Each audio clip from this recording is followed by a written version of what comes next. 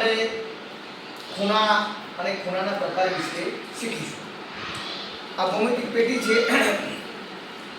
હવે આપણે કંપાસમાં પણ આ બધા સાધનો છે બધા. ચલો આને શું કહેવાય તમને ખબર છે? આ સાધનને શું કહેવાય? કોણ માપક. શું કહેવાય? કોણ માપક. શું કહેવાય? કોણ માપક.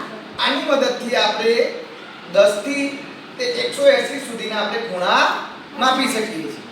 હવે ખૂણો તો માપો દોરેલો મપાય, પણ આપણે દોરવો છે તો દોરવા માટે તમારા કંપાસમાં પણ એક આવું યંત્ર છે. આની અંદર પેન્સિલ નાખવાની, આને બંધ કરવાનું. તો આ યંત્રને શું કહેવાય? સાધન તમને ખબર છે? પરિકર. શું કહેવાય? પરિકર. આની મદદથી આપણે આ ખૂણાને આમ આ રીતે તમારે 50 રાખવો છે, 100 રાખવો છે, તમારે કેટલો રાખવો છે એ પ્રમાણે આપણે આ રીતે માપવાનું અને પછી તમે એને ચોકડું કરીને દોરી શકો છો. બરોબર?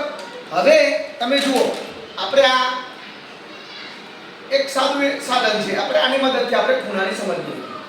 ચલો અત્યારે આપણે તમે જુઓ, તમને અત્યારે આ કેવા પ્રકારનો ખૂણો દેખાય છે? ચલો કાટકોણ. હવે કાટકોણ કોણ કહેવાય? સીધો હોય, બંને બાજુ સીધો હોય, 90 અંશનો હોય એને કાટકોણ કહેવાય.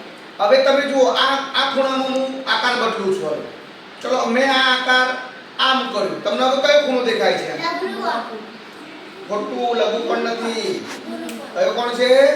ગુરુકોણ. ગુરુકોણ કેમ કે 90 કરતા કેવો થયો? મોટો થયો. કેવો થયો? મોટો. હવે આપણે પાછો કાટકોણ કરી દીધો. કર્યો? હવે કાટકોણમાંથી પાછો હું આ બીજો આકાર બનાવું. ચલો આ ખૂણો બનાવ્યો. તો તમને આ કયો ખૂણો દેખાય છે? લઘુકોણ. હવે લઘુકોણ કેમ કહેવાયો? તો 90 કરતા કેવો થયો? આગો નાનો.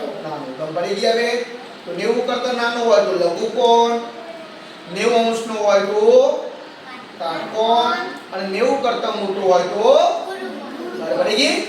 ઓકે. કર દો. બંધ કરતા ભાઈ.